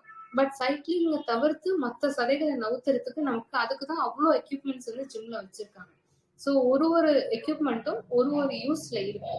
அது நம்மள விட ஃபிட்னஸ் கோச்சுக்கு கொஞ்சம் இன்னும் பெட்டராவே நமக்கு தெரியும். இது எத்தனை நாள் பண்ணணும்? இது எத்தனை நாள் அதுக்கப்புறம் மாத்தணும்? திருப்பி எப்போ இது திருப்பி பண்ணணும்? எப்போ கார்டியோ பண்ணணும்? எப்போ ஹை இன்டென்சிட்டி பண்ணணும்? எப்போ வந்து லோ ஜம்ப் பண்ணணும்? எப்போ ஹை ஜம்ப் பண்ணணும்? இது எல்லாமே better with fitness coach. So gym போங்க. ஜிம் போறது யூஸ் பண்ணிக்கும் போது ஃபிட்னஸ் கோச் வந்து அணுகி அவங்க கிட்ட கேட்டு அதுக்கு தகுந்த மாதிரி பண்றது ரொம்ப நல்லது. அதனாலதான் ஜிம் போய் சில பேர் வந்து வெக்ஸ் ஆகிறதுக்கு ரொம்ப அதிகமான வாய்ப்பு இருக்கும். ஏன்னா வெயிட்டே குறையல. நீங்க சொன்ன மாதிரிதான் நான் ஜிம் போயிட்டு தான் இருக்கேன் ஆனாலுமே எனக்கு குறையலன்னு சொல்றது காரணமே ஒரே பேட்டர்ன் எக்ஸசைஸ் பண்ணிட்டே இருக்கும் போதுதான் இந்த மாதிரி ஆகும் டெஃபினட்டா. ஆனா பிலீவ் மீ உங்களோட மெட்டபாலிசம் நல்லா இம்ப்ரூவ் ஆச்சு அப்படின்னா உங்களோட ஃபர்டிலிட்டியுமே நல்லா இம்ப்ரூவ் ஆகும். மேடம் இப்போ டெஸ்ட் எல்லாம் சொல்லியிருந்தீங்கல்ல, இப்போ மேக்சிமம் வந்து இந்த காலகட்டத்துல வந்து ஒருத்தவங்க கமெண்ட் பண்ணியிருக்காங்க, மேரேஜ் வந்து நம்ம பண்ணிக்கிறது மோர் தென் 30, 35, 32 இந்த ஏஜ்ல பண்ணும்போது நம்ம மேரேஜுக்கு முன்னாடியே வந்து இந்த டெஸ்ட்லாம் நம்ம செக் பண்ணலாமா? நீங்க ப்ரிஃபர் இப்போ பண்ண எஸ் சார். இப்போ வந்து இப்போ இப்போ ஃபர்டிலிட்டியோட அவேர்னஸ் ரொம்ப நிறைய பேருக்கு முன்னாடியே இருக்குது. இப்போ வந்து ஆமா. ஏன்னா இப்ப நீர்க்கட்டி ப்ராப்ளம் வந்து ரொம்ப ப்ரிவலண்டா ஸ்கூல் டேஸ்லயே குழந்தைங்களுக்கு எல்லாம் தெரியுது. சோ அந்த மாதிரி எல்லாம் இருக்கும்போது அவேர்னஸ் வந்து சீக்கிரமா வர்றதுனால இப்போ வந்து சில பேர் வந்து as we do premarital counselling and testing. அதாவது கல்யாணத்துக்கு முன்னாடியே அவங்களுக்கு பெண்ணுக்கும் சரி ஆணுக்கும் சரி 2 பேருக்குமே வந்து ப்ரீ மேரிட்டல் கவுன்சிலிங் பண்ணுவோம். கவுன்சிலிங் போது அவங்க என்னெல்லாம் வந்து ஒரு மேரேஜ்க்குள்ள எதிர்பார்த்து போகணும். அவங்களோட மோட்டோ வந்து வெறும் பிரெக்னன்சி அச்சீவ் பண்றது மட்டும் இருக்கக்கூடாது. அவங்களோட மோட்டோ வந்து ஒரு ஹெல்தி ரிலேஷன்ஷிப்ல இருக்கணும் ஃபர்ஸ்ட். அதுக்கப்புறம் பிரெக்னன்சி வரணும். அதுக்கப்புறம் பேரண்டிங் வரணும். இது எல்லாமே ஒரு கோர்ஸ். சோ அந்த ப்ரீ மேரிட்டல் பீரியட்ல வந்து கல்யாணம் ஆனோடனே நமக்கு கன்சீவ் ஆயிடணும் அப்படிங்கிற அந்த தாட்டை விட எல்லாமே சைமல்டேனியஸா நடக்கணும். ஒரு ரிலேஷன்ஷிப் ஒர்க் அதாவது 2 பேருமே ஹஸ்பண்ட் ஒய்ஃப் 2 பேருமே அந்த ரிலேஷன்ஷிப் ஒர்க் பண்ண ட்ரை பண்ணணும். அதுக்கு மேல உங்களுக்கு வந்து பிரெக்னன்சி வந்து ஒரு ஆடட் கிஃப்ட் டெஃபினட்டா. அதுக்கு மேல அந்த பேபி வந்தோடனே அந்த பேபியை 2 பேருமே சேர்ந்து பார்த்துக்கணும். ஸோ இது வந்து ப்ரீ மேரிட்டல் கவுன்சிலிங்ல இதெல்லாம் பண்ணுங்க, இதெல்லாம் இப்படி இருங்க, இப்படிலாம் எதிர்பார்த்துங்க, இல்ல இப்படிலாம் அட்ஜஸ்ட் பண்ணிக்கோங்க, இல்ல இப்படிதான் இருக்கும் அப்படிங்கறத ஓரளவுக்கு நம்ம ஒரு ஆணுக்கும் சரி பெண்ணுக்கும் சரி சொல்லுவோம். அதே டைம்ல அவங்களுக்கு பரிசோதனையும் பண்ணுவோம். ஒரு பெண்ணுக்கும் சரி ஆணுக்கும் சரி சில ஸ்கேன்ஸ் பிளட் டெஸ்ட் வந்து நம்ம பண்ண முடியும். அதே மாதிரி ஆணுக்கு வந்து விந்து பரிசோதனை கல்யாணத்துக்கு முன்னாடி அங்க பண்ணி கொடுக்கறதும் உண்டு. அதை பொறுத்தும் சில ட்ரீட்மெண்ட்ஸும் சஜஸ்ட் பண்ணுவோம். சில சில பேருக்கு வந்து லைஃப் ஸ்டைல் வந்து இந்த மாதிரி மாத்திக்கோங்க, ஸ்மோக்கிங் அவாய்ட் பண்ணுங்க, ட்ரிங்கிங் அவாய்ட் பண்ணுங்க, கொஞ்சம் வந்து பெல்லி ஃபேட் இருக்கு அதை வந்து குறைக்கிறதுக்கு எக்ஸசைஸ் போங்க, அப்டமன் வந்து அப்டமல் எக்ஸசைஸ் பண்ணுங்க, கான்சன்ட்ரேட் பண்ணுங்க. சில பேருக்கு வெறும் தைஸ் மட்டும் பெருசா இருக்கும், அந்த இடத்துல மட்டும் ஃபேட் டெபாசிட் இருக்கும். ஸோ அதெல்லாம் வந்து நீங்க கான்சன்ட்ரேட் பண்ணுங்க. ஈவன் தோ வெயிட் நார்மலா இருந்தா கூட அவங்க பாடியில உள்ள ஃபேட் வந்து அதிகமா இருக்கும். ஸோ அதெல்லாம் அது மூலியமா கூட சில பேருக்கு வந்து ஸ்லீப் டிஸ்டர்பன்ஸ் அந்த மாதிரிலாம் ஆட்டோஇம்யூன் டிசார்டர் தைராய்டுல கூட ஆட்டோஇம்யூன் டிசார்டர்ஸ் இருக்கும். அந்த மாதிரிலாம் அவங்களுக்கு சின்ன வயசுல ஈவன் நாங்க இப்ப நிறைய பாக்குறது 22 இயர்ஸ்ல டயபெட்டிக் ஆயிடுறாங்க. ஜஸ்ட் அவங்க காலேஜ் முடிச்சு வராங்க, அப்ப சடனா டெஸ்ட் பண்ணி பார்க்கும்போது அவங்க டயபெட்டிக்கா இருக்காங்க. அவங்களுக்கே அது தெரியல அவங்க டயபெட்டிக்ன்ட்டு. நாங்க டெஸ்ட் பண்ணும்போது தான் கண்டுபிடிக்கிறது. அந்த மாதிரி எல்லாம் சுச்சுவேஷன்ஸ் இப்போ வருது. அதெல்லாம் ஏன் வருதுன்னா நம்மளோட லைஃப் ஸ்டைல் தான். ஸோ அதெல்லாம் ப்ரீமரைட்டல்ல டிஸ்கஷன் பண்ணும் போதே நாங்க அதெல்லாம் வந்து ஸ்கிரீன் பண்ணுவோம். ஸோ இது ஆணுக்கும் சரி பெண்ணுக்கும் சரி 2 பேருக்குமே பண்றதுதான். ரெண்டாவது இப்போ ஷிஃப்ட் வைஸ் ஒர்க் பண்றாங்க. இப்போ லேப்டாப், பிசி, ஆன்லைன் கல்ச்சர் ஆகி போனதுனால இப்போ இதுல உட்காரும் போது இன்ஃபெர்டிலிட்டி ப்ராப்ளம் வரும்னு ஒரு கொஸ்டின் வந்து ரேஸ் பண்ணிருந்தீங்களா மேடம்? அது ஆமா சார். ரிலேட்டடா நான் அது இப்ப ஸ்கிரீன் டைமிங் சொன்னேன் இல்லையா உங்களுக்கு. ஆமா இந்த வீடியோல அது மொபைல் வந்து ரொம்ப நேரம் பாக்குறதுனால கூட நம்மளோட ஹார்மோன்ஸ் வந்து ஃபிளக்சுவேட் ஆகும். நமக்கு என்னன்னா நம்மளோட ஹார்மோன்ஸ் வந்து நம்ம ஐல இருந்து தான் கனெக்ட் ஆகும்னு வச்சுக்கோங்களேன். நம்மள ஐ டு மைண்ட் அந்த கனெக்ஷன். சோ அந்த இப்போ வந்து ஒரு ஒரு ஒரு ஈர்ப்பு ஒருத்தவங்க மேல வருது அப்படின்னா கூட ஒருத்தவங்களை பார்த்தாதான் அந்த ஈர்ப்பு வரும். இல்ல ஒருத்தவங்களோட பேசும்போது அவங்க சத்தத்தை கேட்கும் போது நமக்கு ஈர்ப்பு வரும். இப்ப பார்வை தெரியாதவங்களுக்கு எல்லாம் அப்படிதான். ஈர்ப்பு வந்து இன்னொருத்தவங்க மேல வரும் அப்படின்னாக்கா அவங்களுக்கு வந்து சத்தம் வச்சுதான் அவங்க உணர்வாங்க. பொதுவா மத்தவங்க எல்லாருக்குமே வந்து பார்வை மூலியமா ஒருத்தவங்களுக்கு பிடிக்கும். அது மூலியமா அவங்க கூட இன்ட்ரெஸ்ட் வச்சுக்கணும்னு நினைப்பாங்க, கல்யாணம் பண்ணிக்கணும்னு நினைப்பாங்க. இது எல்லாமே வந்து அந்த பார்வை மூலியமா. அதே மாதிரி நம்ம லேப்டாப்ல அவ்வளவு நேரம் பாக்குறதோ, இல்ல லேப்டாப்ல மூலியமா நமக்கு ரேடியேஷன்ஸ் அதுலயும் ஏன்னா வந்து நமக்கு இப்போ போனா இருக்கட்டும், லேப்டாப்பா இருக்கட்டும், அதெல்லாம் வைஃபை கனெக்ஷன் எல்லாம் பண்ணும்போது அதுல வந்து சில வேவ்ஸ் வந்து நமக்கு ப்ரொடியூஸ் ஆகும். தட் வில் பி ரிலீஸ்ட் வந்து நம்மளோட என்விரான்மெண்ட், நம்மள சுற்றுப்புற சூழ்நிலையில தான் வந்து அந்த வேவ்ஸ் எல்லாம் ரிலீஸ் ஆகும். சோ அது மூலியமா கூட அந்த கதிர்வீச்சு மூலியமா கூட சில பாதிப்புகள் மைனர் திங்ஸ் வந்து நமக்கு அஃபெக்ட் பண்ணலாம் அப்படின்னு சொல்லி நிறைய ரிசர்ச் பேப்பர்ல கூட அது சொல்லியிருக்காங்க. சோ அதனால நாங்க எப்பவுமே என்ன சஜஸ்ட் பண்றோம், நானுமே அது இப்ப வீடியோல சொன்ன மாதிரி தான், ஸ்கிரீன் டைம் ரெஸ்ட்ரிக்ட் பண்ணுங்க. அது ஸ்கிரீன் டைம்ங்கிறது டிவி, லேப்டாப்ஸ், போன் எல்லாமே இன்க்ளூடிங் தான். சோ எல்லாத்துல இருந்தும் அந்த வேவ்ஸ் வந்து நமக்கு டாக்ஸிக் தான். சோ இப்போ அதனால கூட போன்ஸ் எல்லாம் இப்ப புதுசா வர போன்ஸ் எல்லாம் ஐ திங்க் நான் கோவிட்க்கு அப்புறம் அந்த ஆட்ஸ் எல்லாம் ரியலைஸ் பண்ண ஆரம்பிச்சேன். லெஸ் ரேடியேஷன் சோ அப்படின்னு சொல்லியே சில போன்ஸ் எல்லாம் வந்து ப்ரொமோட் பண்ணாங்க ஆட்ஸ்ல. நான் எந்த கம்பெனின்னு நான் சொல்ல விரும்பல, பட் அந்த மாதிரி எல்லாம் ஆட்ஸ் எல்லாம் வந்தது. அதெல்லாம் தான் எனக்கு வந்து ஓகே இதெல்லாம் அவேர்னஸ்க்கு கொண்டு வர்றது அப்படின்னு நான் எடுத்துக்கிட்டேன். ஆனா வந்து சில பேருக்கு வந்து சீப்பா போன் கிடைக்குது அப்படின்னு சொல்லி சில வாங்குறதும் உண்டு. பட் ஆனா அதுல உள்ள ரேடியேஷன்ஸ் எவ்வளவுங்கிறது அது வாங்கினதுக்கு அப்புறம் கூட அவங்களுக்கு தெரியாது. இதெல்லாம் சில காரணங்கள் உண்டு. இதெல்லாம் எல்லாருக்கும் பொதுவா வராது, பட் ஆனா வரலாம். லைவ்ல வந்து ஜாயின் பண்ணுங்க. எல்லாருமே வந்து கமெண்ட் பண்றது ஸ்கைப் மெத்தட்ல பண்ணீங்கன்னா எல்லா கொஸ்டினுக்கும் ஆன்சர் பண்ண முடியாது. டெலகிராம்ல வந்தீங்கன்னா நிறைய கொஸ்டின்ஸ் வந்து ரேஸ் பண்ணலாம். உமாதேவி நீங்க கேட்கலாம். உமாதேவின்னு இருக்கீங்களா, நீங்க கொஸ்டின் கேட்கறதா கேட்கலாம். மியூட் ஓபன் பண்ணு மேடம். இப்போ நீங்க சொல்லியிருந்தீங்கல்ல இன்ஃபெர்டிலிட்டி பத்தி. இப்போ வந்து ஃபுல் அண்ட் ஃபுல் நம்ம டாக் பண்ணியிருந்தோம். இன்ஃபெர்டிலிட்டிக்கு நம்ம வந்து நைட் ஷிஃப்ட் ஒர்க் பண்ணா அது பெரிய மித்தா இருக்கு. இப்போ நைட் ஷிஃப்ட் ஒர்க் பண்றோம் அப்படின்னும் போது வந்து இதுக்கும் வந்து இப்போ வந்து மேரேஜ் பிளான் பண்ணிட்டோம் அப்படின்னும் போது நைட் ஷிஃப்ட்ல ஒர்க் பண்ணலாமா before 6 sir long period work பண்றது யாரும் சஜஸ்ட் பண்ணுங்க. இப்போ வந்து 1-2 மந்த்ஸ், இப்போ ஒரு வருஷம்னு வச்சுக்கோங்களேன். ஒரு 12 மந்த்ஸ்ல நீங்க ஒரு 2 மந்த்ஸ் நைட் ஷிஃப்ட் பண்றது உங்களுக்கு அது தவிர்க்கவே முடியல அப்படின்னா அது ஓகே சார். அதனால எல்லாம் உங்களுக்கு ஃபர்டிலிட்டி அஃபெக்ட் ஆகுது. பட் ஆனா லைஃப் அதாவது ஒரு 2-3 இயர்ஸ் கண்டினியூஸா நைட் ஷிஃப்ட் மட்டுமே பண்ணிட்டு இருக்கீங்க அப்படின்னா டெஃபினட்டா உங்களோட ஹெல்த் முத கொண்டு including your fertility it will get affected. கண்டினியூஸான ஸ்ட்ரெஸ் அது எல்லாமே. ஸோ அது தொடர்ந்து நீங்க பண்ணிட்டு இருக்கும்போது உங்களுக்கு அது அஃபெக்ட் பண்ணலாம். ஸோ அந்த மாதிரி சமயத்துல நான் சஜஸ்ட் பண்றது ஜாப் முடிஞ்சு சேஞ்ச் பண்ணிக்கோங்க, இல்லை ஷிஃப்ட் வந்து மாத்த ட்ரை பண்ணுங்க அப்படிங்கறத சஜஸ்ட் பண்ணுவோம். பிகாஸ் அதுவே வருஷக்கணக்கு பண்ணும்போது பாதிப்புகள் வரலாம். தேங்க்யூ. முடிச்சுக்கலாம்னு நினைக்கிறேன். நிறைய கொஸ்டின்ஸ் கேட்கறாங்க, பட் எல்லா கொஸ்டினுக்கும் ஆன்சர் பண்ண முடியாது. எல்லாமே வந்து நீங்க லைவ்ல ஜாயின் பண்ணீங்கன்னா இது ரிலேட்டடா ஒவ்வொரு டாபிக்கா நம்ம டிஸ்கஸ் பண்ணலாம். ஏன்னா டாபிக் ஓரியன்ட் வந்து மாறாம இதே டாபிக்ல போகட்டும். ஃபியூச்சர்ல வந்து இதே மாதிரி வந்து மென்னுக்கு எந்தெந்த விஷயம் வந்து நீங்க கொடுக்கணும் அப்படின்னு சொல்லி ஃபியூச்சர்ல பிளான் பண்ணலாம் மேடம். இதே மாதிரி மேடம் வந்து கான்டாக்ட் பண்ணணும் அப்படின்னா என்ன கான்டாக்ட் பண்ணீங்கன்னா நான் அப்பாயின்மெண்ட் அவங்க ஃபிக்ஸ் பண்ணி கொடுத்துருவோம். கிளினிக் அட்ரஸ் ஷேர் பண்ணிடுவேன். 7550-250-425 இந்த நம்பருக்கு வாட்ஸ்அப் பண்ணுங்க.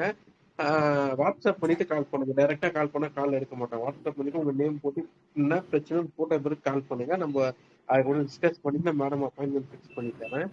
ரொம்ப ரொம்ப நன்றி மேடம். ஆக்சுவலி வந்து ரொம்ப இம்பார்ட்டன்டான விஷயம். ஆக்சுவலி ஸ்கேனை பத்தி சொல்லும் போது வந்து இந்த இந்த வஜன் ஸ்கேனை பத்தி சொல்லியிருந்தீங்கன்னா, இந்த பிசிஓடி ரிலேட்டடா வந்து ஃபர்ஸ்ட் ஸ்கேன் சொல்லியிருந்தீங்க. ஃபைனலா இந்த ஒரே ஒரு கொஸ்டின், அதுல எத்தனை டைப் ஆஃப் ஸ்கேன் மட்டும் வரும் அப்படின்றத மட்டும் கொஞ்சம் டெப்தா கொடுத்துருங்க அப்படின்னா நல்லா சார் இருக்கும். இது ஒண்ணு ஒரு ஃபர்டிலிட்டி கன்சல்டன்ட் வந்து ஸ்கேன் பண்ணுறது 2 விதமான ஸ்கேன் தான் பண்ணுவாங்க. ஒன்று வந்து வெஜனல் ஸ்கேன் பண்ணுவாங்க, இன்னொன்று அப்டாமினல் ஸ்கேன் பண்ணுவாங்க. பட் மோஸ்ட் ஆஃப் டைம் அது வெஜனல் ஸ்கேனாக தான் இருக்கும். ஏன் அப்படின்னா வெஜனல் ஸ்கேன்ல வந்து நமக்கு அந்த கர்ப்பப்பையோட உறுப்பு வந்து ரொம்ப பக்கத்துல தெரியும். பக்கத்துல தெரியும் போது நம்ம நிறைய விஷயங்கள்ல அதுல ரொம்ப, அதாவது ஒரு சர்ஜரி லெவலுக்கு போகாமலே நம்மளால அந்த ஸ்கேன்ல கண்டுபிடிக்க முடியும். இப்ப சர்ஜரிலாம் இப்ப தவிர்க்கிறோம். இப்ப அவ்வளவா யாருக்கும் சர்ஜரி வந்து எடுத்த உடனே பண்றது கிடையாது. அதெல்லாம் எதனாலனா இந்த மாதிரி நமக்கு டெக்னாலஜி வந்து இம்ப்ரூவ் ஆகி நமக்கு ஒரு கத்தி எல்லாம் வைக்காமலே நமக்கு இவ்வளவு அளவுக்கு வந்து டெக்னாலஜி இம்ப்ரூவ் ஹலோ ஆனதுனாலதான் மேம், இதை வந்து வணக்கம் மேம். பண்றோம். வணக்கம் உமாதேவி, சொல்லுங்க. நான் உமாதேவி பேசுறேன் மேம். சொல்லுங்க சொல்லுங்க, கேக்குதுங்களா? சரி, கேக்குது மேம். சொல்லுங்க. மேம், என் பொண்ணுக்கு 7 மாசத்துல குழந்தை போச்சுங்க மேம். சரி. அவங்களுக்கு தைராய்டு ப்ராப்ளம்லாம் இருந்துச்சுங்க மேம். பையன் பிறந்துக்கிறாப்புல. அது குழந்தை கொஞ்சம் நல்லா தான் இருக்கிறாப்பீங்க மேம். இருந்தாலும் உங்ககிட்ட ஒரு இதுங்க மேம், அது எப்படி இப்போ குழந்தைய வளர்க்குறதுங்கிறது கொஞ்சம் சொல்லுங்க மேம். இப்ப 7 மாசம் முடிஞ்சிருச்சா? 7வது மாசத்துல பிறந்துட்டாங்களா? ஆமா மேம், 7ஆம் மாசம் முடிஞ்சுங்க மேம். இப்போ குழந்தை வந்து ஹாஸ்பிடல்ல இருக்கா, இன்குபேட்டர்ல இருக்காங்களா, NICU வச்சிருக்காங்களா, இல்ல குழந்தைய கொடுத்துட்டாங்க? ஆமா மேம், ஒரு 29 நாள் வச்சிருந்தாங்க மேம் இன்குபேட்டர்ல. வச்சு ஆபரேஷன் பண்ணி தான் மேம் எடுத்தாங்க. இப்ப குழந்தை அம்மா கிட்ட கொடுத்துட்டாங்களா? கொடுத்துட்டாங்க மேம். கொடுத்து இப்ப 2 மாசம் ஆகுதுங்க மேம். குழந்தைக்கு தாய்ப்பால் எல்லாம் கொடுத்துட்டு இருக்காங்களா ரெகுலரா? ஆமா மேம், கொடுத்துட்டு இருக்காங்க. ரொம்ப இல்லைங்க மேம், அதுதான் ரொம்ப ஃபீல் பண்றான். பால் சரியா வர மாட்டேங்குது. அதனால பவுடர் பால் தான், அவங்க டாக்டர் சொன்ன பவுடர் பால் தான் மேம் கொடுத்து விட்டுருக்கோம். சரி. அதான் ஃபீல் பண்றா. அவளுக்கு டென்ஷன்லாம் கொஞ்சம் இருக்குங்க மேம். அது நாங்க எவ்வளவோ சொல்லி பாக்குறோம், அந்த டென்ஷன் வந்து வெளில வர மாட்டேங்குது மேம். அது ஃபர்ஸ்ட் டைம் மதர் இல்லம்மா, முத வாட்டி அம்மா இருக்காங்க. அதனால சில பேருக்கு அது வரும். அதெல்லாம் பரவாயில்ல. இப்ப பவுடர் பால் குடுக்கறதுனால குழந்தைக்கு அதனால ஒண்ணும் ஆகாது. குழந்தை மெயினா நீங்க 7 மாசத்துல பிறந்திருந்தா கூட நல்ல எடை வந்து மாசம் மாசம் கரெக்டா குழந்தை ஏறிட்டே வந்ததுன்னா குழந்தைய பத்தி கவலைப்பட வேண்டாம். குழந்தை ஆரோக்கியமா இருக்கும். இடத்தை சுத்தமா வச்சுக்கோங்க. குழந்தைய அப்பப்போ செக்அப் கூட்டிட்டு போங்க. தடுப்பூசி எல்லாம் மாறாம போடுங்க. அதெல்லாம் போட போட கண்டிப்பா குழந்தை நல்லபடியா வரும். எந்த ப்ராப்ளம் இப்ப 7 மாசத்துல பிறந்ததுனால குழந்தைக்கு ப்ராப்ளம் வராது. ஆனா வந்து கரெக்டான செக்அப்பும் ஃபாலோ அப்பும் மட்டும் வச்சுக்கோங்க. அது மட்டும் விடாம பண்ணிக்கோங்க. மத்தபடி உங்க பொண்ணுக்கு வந்து நீங்க அறிவுரை சொல்லணும், இல்ல வந்து அவங்க அந்த கவலையில இருந்து வரணும் அப்படின்னா நீங்க கொஞ்ச நேரம் குழந்தைய தூக்கி வச்சு அவங்கள்ட்ட இருந்து கொஞ்சம் தூங்குறதுக்கு, அந்த மாதிரி சாப்பிடறதுக்கு, குளிக்கிறதுக்கு அதுக்கெல்லாம் டைம் கொடுங்க. டெஃபினட்டா அவங்க அதுல இருந்து ரெக்கவர் ஆகி வந்துருவாங்க. எல்லா பெண்ணையும், அதாவது வந்து பக்கத்து வீட்டுல யாருக்கா குழந்தை பிறந்தா அவங்க எப்படி இருக்காங்க, நீ எப்படி இருக்க, அந்த கம்பேரிசன்லாம் இல்லாம நீங்க நல்லா சந்தோஷமா பாத்துக்கோங்க. கண்டிப்பா சரியாயிடுவாங்க. நான்லாம் தைரியமா தான் மேம் இருக்கிறேன். எங்க பொண்ணு தான் மேம் அதனால இதா இருக்கிறா. ஏற்கனவே நீங்க அவங்க இல்ல, அவங்க நீங்க இல்ல. சோ அந்த கம்பேரிசனே வேணாம். யாரு எல்லாரும் எப்படி இருப்பாங்கன்னு நம்ம சொல்லவே முடியாது. நானுமே இருக்கட்டும், நான் எக்ஸாம் டைம்ல இப்போ உங்கள்ட்ட பேசுற மாதிரி நான் என்னோட எக்ஸாம் டைம்ல நான் இப்படிலாம் இல்ல. நான் ரொம்ப பயந்தேன், நான் ரொம்ப அழுதேன். இது நான் எனக்குன்னு ஒரு ப்ரெஷர் வரும்போது நான் டிஃப்ரெண்டா தான் பிஹேவ் பண்ணேன். டெஃபினட்டா ஒரு ப்ரெஷர்ல இருக்கும்போது எந்த தாயா இருந்தாலும் அவங்களுக்கு அப்படிதான் இருக்கும். அதுவும் ஃபர்ஸ்ட் டைம் மதர் வந்து இஸ் வெரி காம்ப்ளிகேட்டட். அதனால அவங்களுக்கு சப்போர்ட்டிவா இருங்க. மத்தபடி கவலைப்படாதீங்க. நாள் போக போக அவங்க சரியாயிடுவாங்க. என்னையே விடவே மாட்டேங்கிறான் மேம். என் கூடவே இருக்க சொல்றான். நான் தான் பாத்துக்கணும் அப்படிங்கிற மாதிரி சொல்றாப்புல. எனக்கு என் பையனும் வந்து கொஞ்சம் ஊனமா இருக்கிறாங்க மேம். நான் அவனை வந்து விட்டுட்டு நான் அவங்க வீட்டுக்கார வீட்டுல நான் இருந்து நான் பாத்துறேன் மேம். என் பையனுக்கு 30 வயசு ஆகுது மேம். அவனையும் வந்து விட்டுட்டு இங்க வந்து இந்த தருமபுரி அவ பாப்பா இருக்கிறது திருச்சி மேம். இவனையும் பாத்துக்கணும். அதான் எனக்கு புரியுது. உங்க சூழ்நிலையும் கஷ்டமான சூழ்நிலையில இருக்கீங்க. புரியுதுதான். அது என்ன பண்றது, குழந்தை கொஞ்சம் வளர்ற வரைக்கும் அட்டென்ஷன் நமக்கு தேவைப்படும். அந்த டைம்ல அம்மாவை தான் கேட்பாங்க. அது தவிர்க்கவே முடியாது.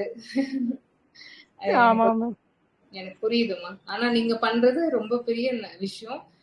அதனால அது கஷ்டமா இருந்தாலும் நான் அண்டர்ஸ்டாண்ட் இது. ஆனா இந்த சுச்சுவேஷன் கண்டிப்பா மாறிடும். அதனால பயப்படாதீங்க, கவலைப்படாதீங்க. சரி மேம். ரொம்ப thank you ma'am. Thank you ma'am. Thank you. ரொம்ப நன்றி மேம். சரி. நீங்க எந்த ஊர்ல இருந்துப்பா பேசுறீங்க? உமாதேவி, நீங்க எந்த ஊர்ல இருந்து ஹலோ. பேசுறீங்க? வெளியே போயிட்டாங்க. ஆக்சுவலி லைவ்ல ஜாயின் பண்ணுங்கன்னா டக்குன்னு லைவ்ல வந்து ஜாயின் பண்ணி டக்குன்னு கொஸ்டின் கேட்டுட்டு போயிட்டாங்க. ஆக்சுவலி இந்த மாதிரி டாபிக் வந்து உள்ள வந்து கொஸ்டின் கேட்கறதுக்கு வந்து தயக்கம் பண்றாங்கப்பா. ஆக்சுவலி அது ஏன்னு தெரியல. ஏன்னா இது காமனான விஷயம் தான், இது பெரிய விஷயம் இல்ல. இது இந்த கல்ச்சர்ல வந்து நம்ம வந்து நிறைய விஷயத்த வந்து ஓப்பன் அப்பா பேசுறோம் போது வந்து இன்ஃபெர்டிலிட்டி டாபிக்னு வரும்போது வந்து இவ்வளவு மித்து இருக்கா பப்ளிக்லன்றது வந்து நானே எதிர்பார்க்கல. பட் எல்லாமே கமெண்ட் போட்டா எல்லா கமெண்ட்டுக்கும் ரீசன் பண்ண முடியாது. ஃபியூச்சர்ல ஒவ்வொரு டாபிக்கா மேடம் கிளாஸ் இருப்பாங்க. 1 hour ஆச்சு. ஆக்சுவலி அவங்களுக்கும் பிஸி ஷெட்யூல், அவங்களுக்கும் பேபி வச்சுட்டு இருக்கனால நம்ம முடிச்சுக்கலாம். தேங்க்யூ மேடம், ரொம்ப ரொம்ப நன்றி. தேங்க்யூ. நான் தேங்க்யூ ரெக்கார்டிங் சார். ஆஃப் பண்ணிக்கிறேன். Thank you. Yes sir. Thank you sir.